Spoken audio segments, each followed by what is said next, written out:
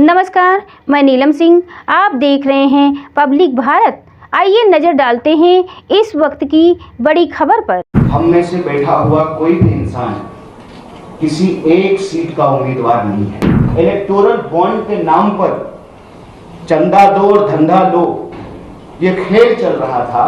देश को बांटने की साजिश चल रही थी। जाति को जाति से लड़ाओ, धर्म को धर्म से लड़ाओ, तो आने वाली पीढ़ी हमसे पूछेगी कि हम क्या कर रहे थे। महत्वपूर्ण है इस देश की संविधान के शासन को बचा करके रखना। अगर इस देश में संपत्ति पैदा हो रही है तो उस पर महिलाओं का भी अधिकार है कि हम देश में 543 सीटों पे चुनाव लड़ रहे हैं। हम में से बैठा हुआ कोई भी इंसान किसी एक सीट का उम्मीदवार नहीं है। ये इस वक्त मौजूदा हालात में देश में जो राजनीतिक परिस्थिति है, जो आर्थिक हालात हैं, महंगाई जिस तरीके से इस देश के आम लोगों की जान निकाल रही है, बेरोजगारी जिस तरीके से ऐतिहासिक रूप से सबसे ज्यादा है, और रोज बरोज अमीरी और गरीबी की जो खाई बढ़ती जा रही है। एक तरफ तो कुछ लोग दुनिया के सबसे अमीर लोग बन गए हैं, दूसरी तरफ स्थिति ये है कि दिनों दिन पर कैपिटा, प्रति व्यक्ति जो जीडीपी है उसका हिस्सा घटता जा रहा है। खरीदने की, सामान को, जरूरत की चीजों को खरीदने की आम लोगों की शक्ति कम होती जा रही है। हमको लगता है कि विकास के जिस गति को यूपीए सरकार ने आगे बढ़ाया था, ना सिर्फ उस पे विराम लगाई गई है, बल्कि जो देश में धन संपत्ति पैदा हुआ पिछले 20 सालों में, 10 साल के भीतर ही उसको निचोड़ करके कुछ गिने चुने 2-4 लोगों की तिजोरियों में पहुंचा दिया गया है।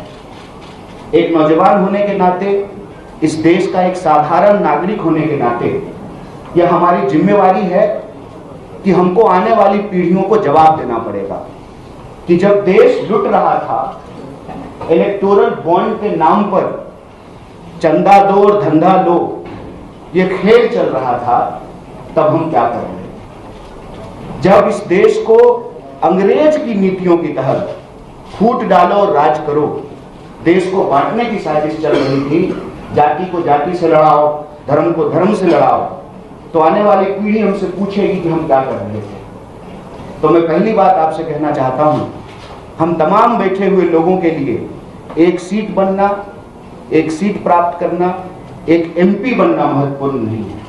महत्वपूर्ण है इस देश की संविधान के शासन को बचा करके रखना, जिसको कांग्रेस पार्टी ने बनाया, जिसको महात्मा गांधी के आदर्शों पे बनाया गया, डॉक्टर बाबा साहब भीमराव अंबेडकर के आदर्शों पे बनाया गया, जिसके विजन पे यह देश चला, पंडित जवाहरलाल नेहरू।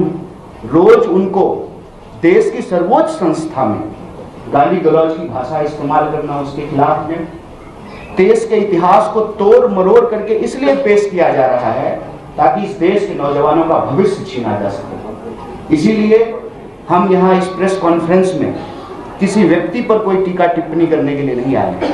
हमारे पास दिल्ली के लिए, दिल्ली की 7 सीट के लिए और देश की 543 लोकसभा सीट के लिए एक सकारात्मक एजेंडा है, और वो सकारात्मक एजेंडा ये है कि चाहे आप महिलाओं की बात करें, उनकी भागीदारी कैसे सुनिश्चित की जाए, और महिलाओं को प्रति वर्ष 1 लाख रुपया, अगर इस देश में संपत्ति पैदा हो रही है तो उस पर महिलाओं का भी अधिकार है, तो कैसे प्रति महीने उनको 8,500 रुपया सुनिश्चित किया जाए, हम उस एजेंडे के साथ आए। नौजवानों को जो पढ़े लिखे हुए हैं, अगर डिग्री है तो नौकरी है, इसकी गारंटी कैसे की जाए। कैसे पढ़े लिखे नौजवानों को 1 लाख रुपया अप्रेंटिस योजना के तहत उनको दिया जाए। कैसे, जैसे जब कांग्रेस पार्टी की सरकार थी, यूपीए की सरकार थी, तो मनरेगा लाया गया, काम की गारंटी की गई।